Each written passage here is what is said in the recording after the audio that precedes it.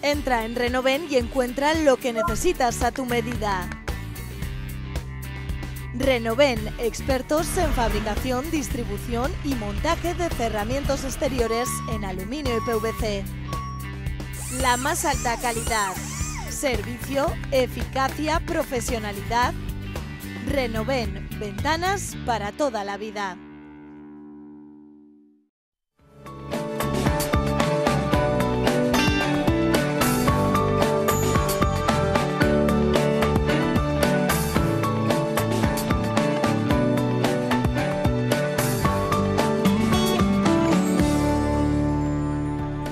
Francisco Polo Yabata, secretario de Emprendimiento, Ciencia e Innovación del PSOE. Bienvenido, muy buenas noches. Muchas gracias, muy buenas noches. ¿Hay talento en nuestro país? Por supuesto que lo hay mucha gente que está emprendiendo en el terreno tecnológico, en el terreno digital. Tenemos a muchos investigadores e investigadoras que están dejando su vida para intentar hacer que el sistema de ciencia español avance, y tenemos innovadores e innovadoras en todos los rincones de España. Lo que hay que hacer es empezar a ponerlos en valor, que es lo que es la tarea pendiente. ¿El talento está en casa o el talento está forzando la salida porque en casa no encuentra lo que está buscando? El talento está en todas partes y en España tenemos muchísimo talento. De hecho, el gran problema que tenemos es que somos capaces no solamente de detectar el talento, sino de desarrollarlo y de darle una buena educación.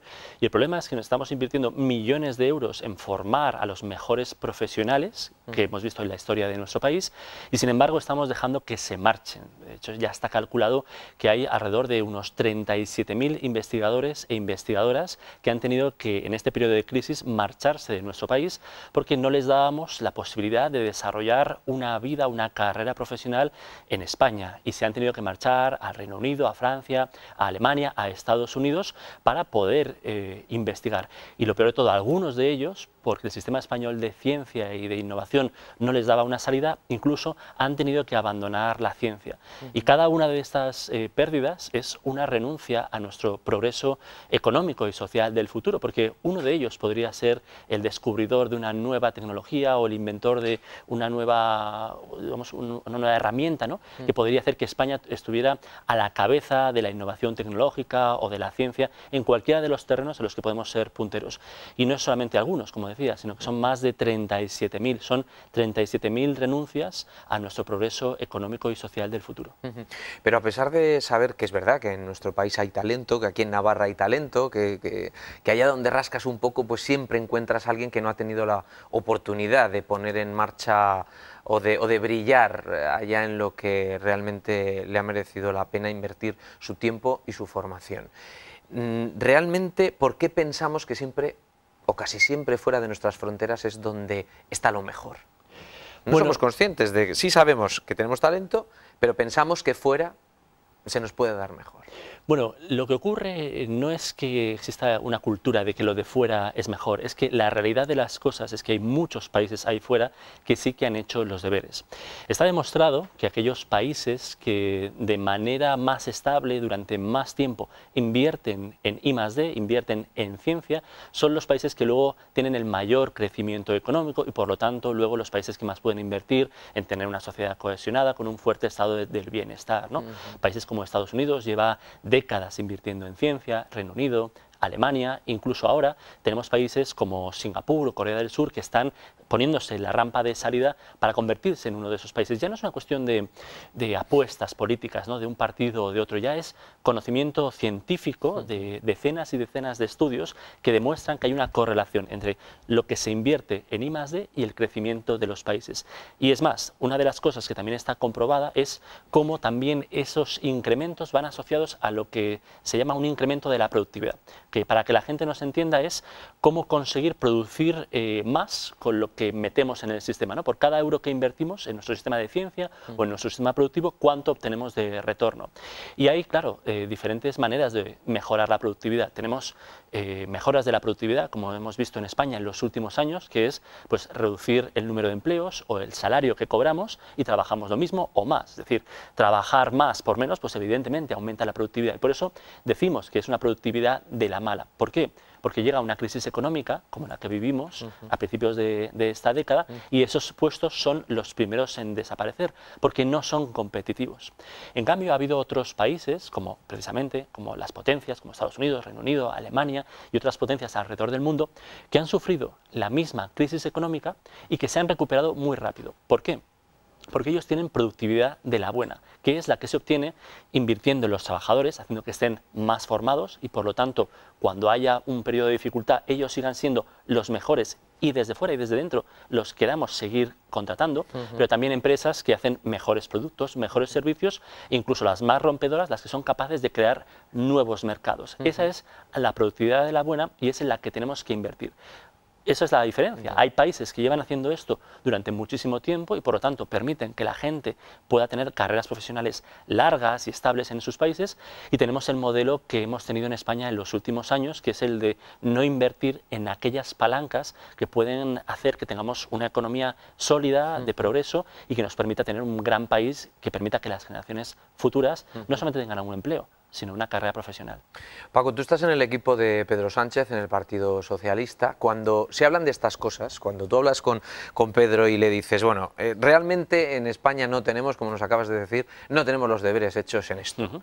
¿Qué tarea es la que va a tener que hacer Pedro Sánchez para ser presidente del Gobierno y además poner en marcha todas estas iniciativas que nos lleven a los valores de las potencias a las que tú aludes? Bueno, lo primero, que es un privilegio poder trabajar con alguien como Pedro Sánchez, a quien no hay que convencer de que la ciencia, la innovación, el emprendimiento tecnológico tienen que ser los ejes de un nuevo círculo virtuoso de la economía española. Eso ya es un punto de salida fantástico, y el tener un aspirante a ser presidente del Gobierno, o quien puede ser el próximo presidente del Gobierno, que entienda esto, puede cambiar nuestra economía y puede cambiar nuestro país. Y luego lo que hay que hacer, pues está muy claro, ¿no? Hay una serie de palancas que ya no es una cuestión, como decía, de apuestas políticas, de yo creo que no. Está demostrado que, por ejemplo, en el terreno del emprendimiento tecnológico, la digitalización de las empresas o la creación de empresas tecnológicas dentro o no del terreno de Internet son las que provocan los mayores crecimientos de productividad en menos tiempo, es decir, las que en menos tiempo consiguen contratar a más gente con salarios más altos y que por lo tanto generan una economía diferente y mucho más sólida.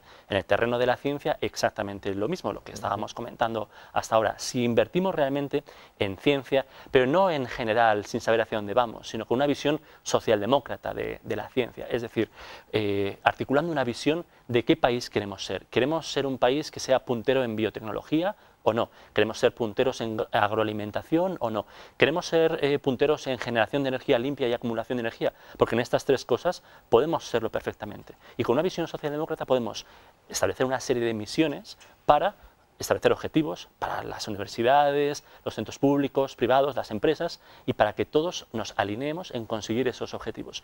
Con esos objetivos, como por ejemplo lo que hizo Kennedy, ¿no?, en el año 61, cuando dijo que quería poner un hombre en la Luna antes de finalizar la década. Ese anuncio político, esa visión política, provocó uno de los mayores saltos adelante en la tecnología y en la ciencia de Estados Unidos, en cuestión de materiales, de nanotecnología, de alimentación para alimentar a los astronautas, combustibles, y eso es lo que ha provocado que un país que recurrentemente ha hecho ese tipo de saltos esté hoy a la cabeza, ¿no?, de la investigación científica y del desarrollo tecnológico. España está capacitada para ser un número uno en diferentes terrenos. Lo único que hace falta es una visión política y luego una acción efectiva de empezar a implantar ese tipo de misiones y de retos para el país para realmente avanzar.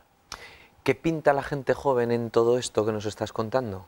Bueno, pues dentro de ese nuevo círculo virtuoso de la economía que queremos crear, y dentro de esa visión socialdemócrata, queremos no solamente atacar la parte que podría sonar más tecnocrática, ¿no?, de todo lo que hay que hacer técnicamente, sino para quién. Sí, porque las palabras ya claro, sabemos. Entonces, yo estoy pensando en gente mayor, mujeres y jóvenes. Para los jóvenes es evidente, porque en todos estos nuevos terrenos, en el de las empresas tecnológicas, en el de la ciencia, son los jóvenes los que más se van a beneficiar, porque ya no es que se van a poder crear nuevos empleos, sino que si conseguimos generar pues un país que sea un país emprendedor, donde la gente pueda crear empresas, desarrollarlas, hacerlas crecer y atraer talento de fuera, que otras empresas vengan a España, ya no van a ser unos puestos de trabajo, sino que van a ser auténticas carreras profesionales donde una persona que hoy es joven sabe que va a empezar en una empresa, puede saltar a otra, luego puede saltar a un sector público completamente renovado y completamente tecnológico, ¿no? Eso es lo que puede beneficiar a los jóvenes. Pero también queremos beneficiar a gente mayor.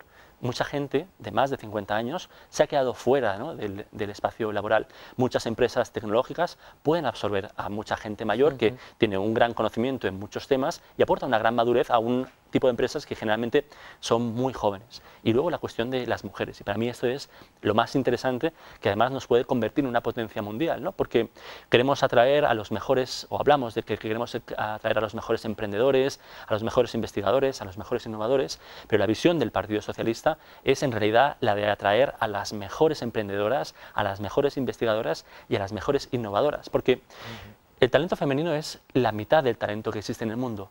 Y no solamente en España, sino también en el resto del mundo, es un talento muy denostado. Por ejemplo, en los grupos de ingenieros en una empresa tecnológica, vemos que es una gran mayoría de hombres, un 90 o a veces un 100%, ¿no? Y eso no es por casualidad, es porque no se va a desarrollar el talento femenino en la educación, es porque no se va a captar el talento femenino para que se conviertan en ingenieras, y en las empresas no se genera un entorno favorable para que haya una igualdad, ¿no? Puede haber dejes de machismo en según qué espacios. Hemos visto empresas como Uber en Estados Unidos que, como no han cuidado esto, pues han generado un entorno machista donde ha llegado a sus últimas consecuencias. Pero España tiene las bases, a pesar de que tengamos muchos problemas, pero para convertirse en una potencia para atraer el talento femenino. ¿No crees, perdona que te interrumpa, que España sigue siendo un país machista? En muchos terrenos, evidentemente, podemos seguir siendo machistas. ¿En qué pero terrenos?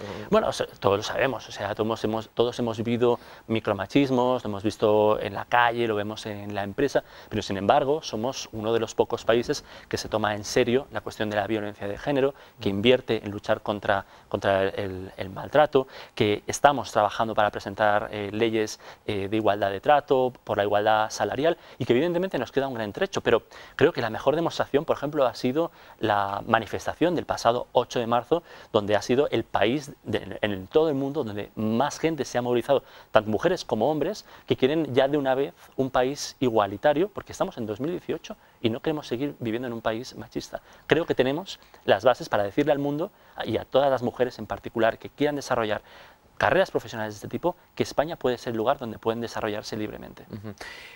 ¿Qué consejo o qué se le puede decir a estas mujeres, a estos hombres jóvenes que tienen un gran talento en esa materia que han elegido para desarrollarse profesionalmente, pero que quieren emprender, que no quieren depender de un pagador todos los meses?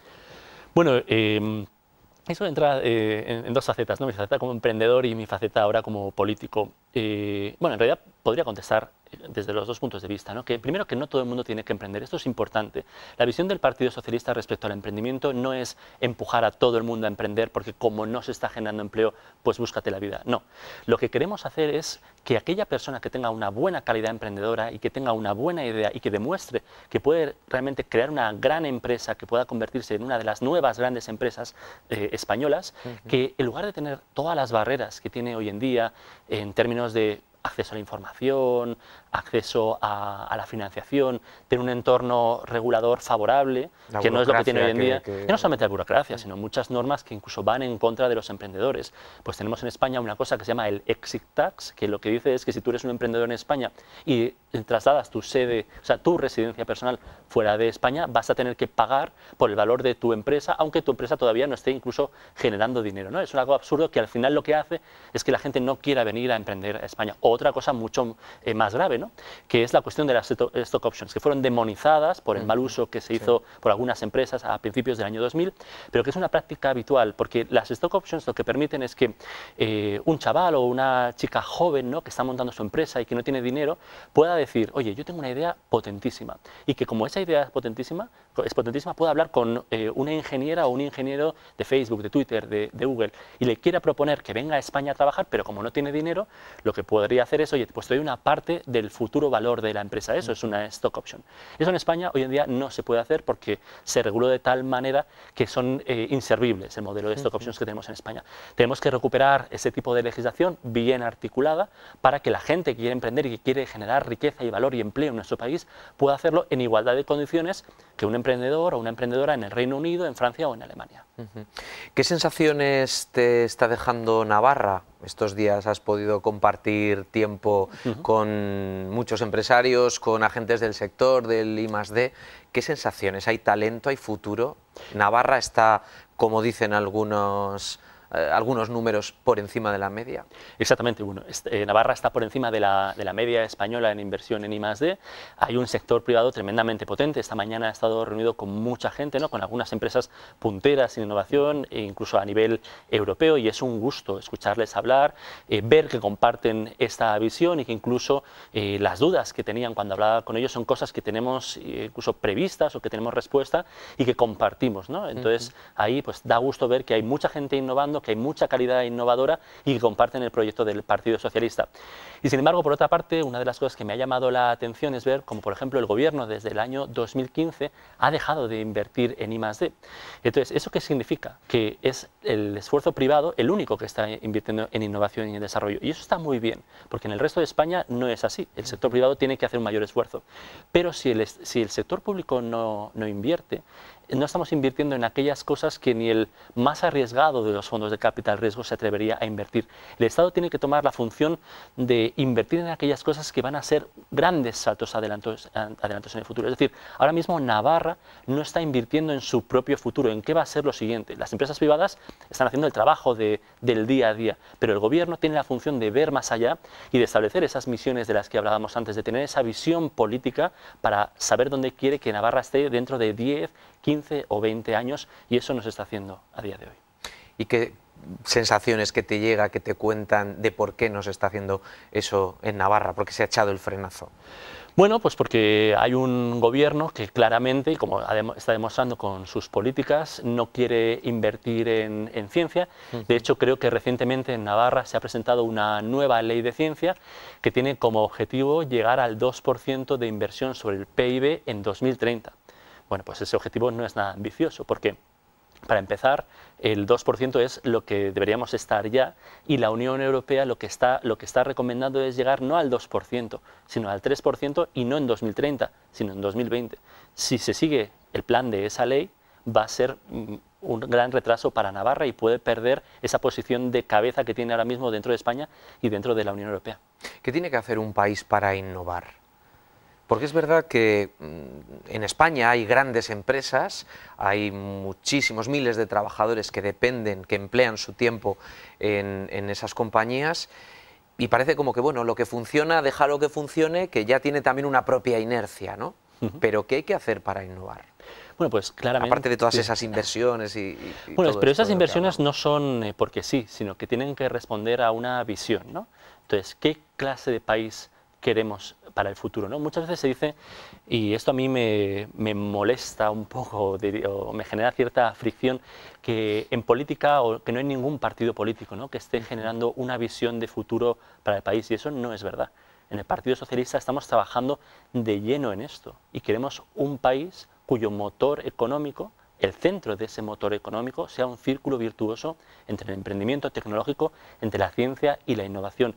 Y no son grandes palabras, es decir, eso luego lo queremos traducir en grandes retos de país que todavía no hemos definido, pero que definiremos, por ejemplo, dentro del sector pues de la transición ecológica, ¿no? Por ejemplo, podríamos ponernos el objetivo de conseguir 30 ciudades con niveles mínimos de dióxido de carbono para 2030. Y eso nos podría ayudar a pegar un gran salto adelante, porque no es solamente el sector público el que investigaría, serían empresas, centros de investigación, gente que a lo mejor decidiría investigar en ciencia porque quiere unirse a ese reto, conseguir capturar la imaginación de la gente para que sea todo el país el que se ponga detrás de grandes retos que España puede resolver tanto para sí misma como para el resto del mundo. Podemos ser una potencia en biomedicina, podríamos ponernos el reto de terminar con una lista de cánceres antes de 2030 o de 2050. Podemos hacerlo perfectamente.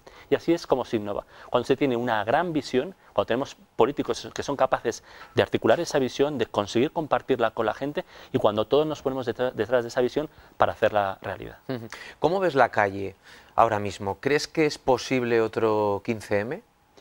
Bueno, yo creo que el 15M fue fruto de un momento muy concreto, ¿no? Donde veíamos una política que se había quedado muy anticuada, que no respondía a los anhelos, a los deseos y a las necesidades de la gente joven, entre la que me incluyo, y se produjo esa explosión, ¿no? Con aquellas manifestaciones y concentraciones en Sol. Fue también cuando surgió, bueno, en realidad la fundé, ¿no? unos meses antes, cuando surgió Actuable, porque sí que existía una gran brecha entre las demandas y las necesidades de la ciudadanía y las instituciones. Yo creo que eso se está cerrando.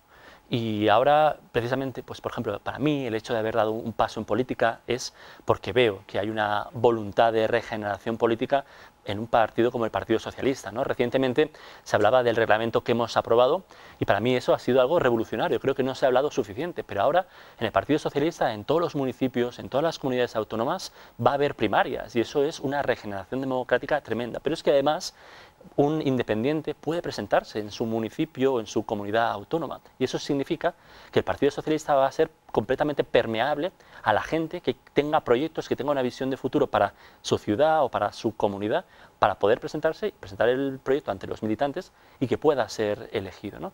Yo creo que ahí se están abriendo un gran espacio de regeneración y al mismo tiempo también lo que estamos viendo es como hay parte de los llamados nuevos partidos que en realidad han envejecido muy rápido.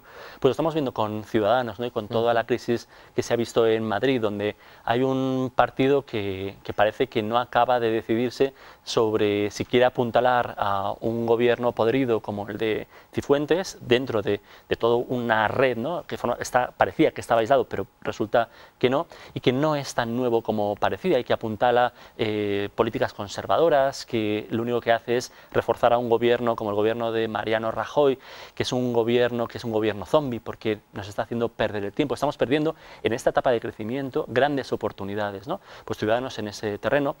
O luego, pues por ejemplo, como hemos visto, ¿no? Con los líderes de Podemos, que no siempre han respondido a las aspiraciones de cambio y de políticas de izquierdas que necesitaba este país. ¿Va a ser capaz de recuperar el PSOE lo que le ha comido Podemos? Bueno, yo creo que las encuestas lo que están dejando muy claro es que el Partido Socialista está aguantando muy bien este marco conservador en el que estamos, porque todas las cuestiones nacionalistas, etcétera, etcétera, son pues debates que lo único que hacen es beneficiar, y lo estamos viendo, ¿no? Y que estimulan a las dos derechas, al gobierno, al Partido Popular y a Ciudadanos, que están en esta carrera enloquecida para ver quién es más nacionalista, ¿no?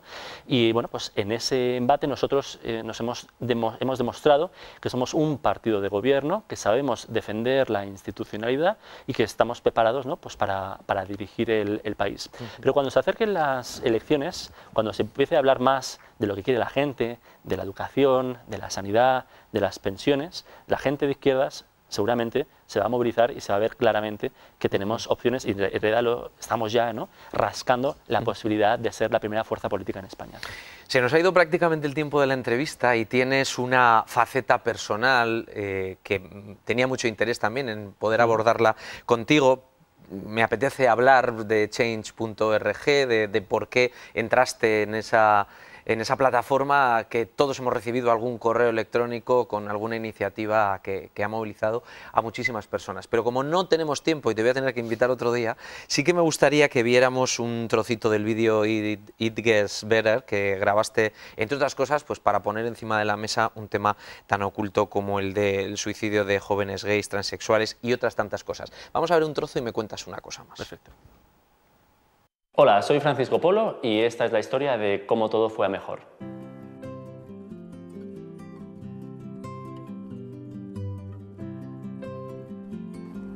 Crecí en un pueblecito de la Costa Brava y la verdad es que recuerdo toda mi infancia siendo muy feliz. Me encantaba ir en bicicleta, explorar el bosque, jugar a juegos de mesa con mis amigos. Luego lo que ocurrió fue que en el colegio, recuerdo perfectamente el día en el que nos reunieron a todos los niños de clase en el campo de fútbol de tierra, hacía un sol tremendo y nos pusieron un balón de fútbol en los pies y empezamos como a entrenar a fútbol. Yo no tenía ni idea, no había jugado nunca al fútbol, aquello no se me daba bien, no me gustó y me salí de aquello. Me di cuenta de que me había quedado completamente solo. Ese fue uno de los momentos más importantes de mi infancia, porque me quedé completamente solo a partir de ese momento. Luego, claro, no tenía con quién jugar, por lo menos con quienes eran mis amigos, con los niños. Empecé a jugar con las niñas y eso fue lo que también provocó el principio del acoso escolar, del bullying. Primero comenzó con insultos, de llamarme mariquita. Paco, ¿qué te animó a grabarlo y qué pasa con el bullying en los colegios españoles? Bueno, lo que me animó a grabarlo es el aprovechar cualquier tipo de proyección pública que yo pueda tener para ayudar a cualquier persona que pueda llegar a conocer o no con mi propia figura, ¿no? Esto me ocurrió al empezar a coger cierta relevancia siendo director de Change.org, el ver que tenía capacidad de influir en la gente.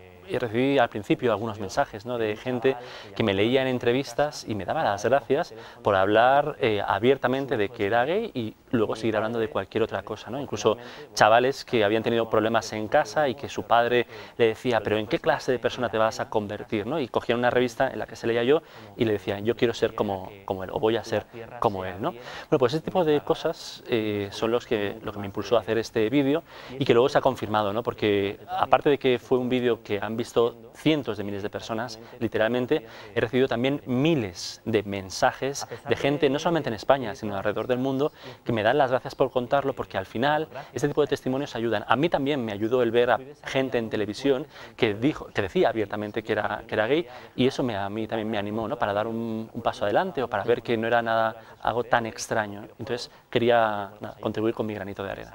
¿Y el bullying en los coles, el acoso escolar en los coles? Bueno, esa es otra cuestión pendiente. Totalmente. O sea, el bullying en los colegios, eso hay que tener claro que no es un problema de algunos centros, sino que es algo que va a existir en todos los centros o que potencialmente puede existir en todas partes. Pero es que hay centros que lo tapan para que no se emborrone el buen nombre de ese colegio. Claro, y eso hay que atacarlo, ¿no? Hay que entender que en todos los colegios puede haber acoso escolar, hay que tener buenos planes contra ese acoso escolar, hay que tener una buena educación, ¿no? Nos centramos mucho en generar contenidos para que los niños los aprendan en un sistema educativo que quizás no es el óptimo para el siglo XXI y quizás, aparte de enseñarles habilidades, que quizás sería lo que hay que hacer, es también enseñarles una serie de valores, porque eso es la vida, ¿no? Cómo te enfrentas a muchos problemas y cuando ves que una persona está agrediendo a otra, ¿qué es lo que haces, ¿no? Y en realidad el mayor cómplice es el que no hace y el que no dice nada. Y esto lo podemos hablar del bullying en los colegios, que es probablemente el primer conflicto al que se enfrenta un niño, pero lo podemos ver de mayores, ¿no? Yo creo que esa educación en valores y el convertirnos en ciudadanos críticos ante ese tipo de injusticias que vemos son lo que pueden hacer que tengamos una sociedad muy diferente.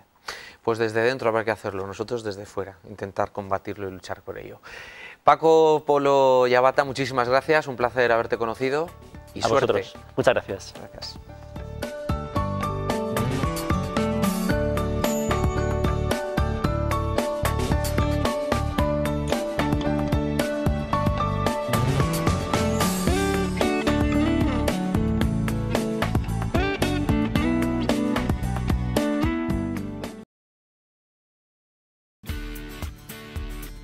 Entra en Renoven y encuentra lo que necesitas a tu medida. Renoven, expertos en fabricación, distribución y montaje de cerramientos exteriores en aluminio y PVC. La más alta calidad, servicio, eficacia, profesionalidad. Renoven, ventanas para toda la vida.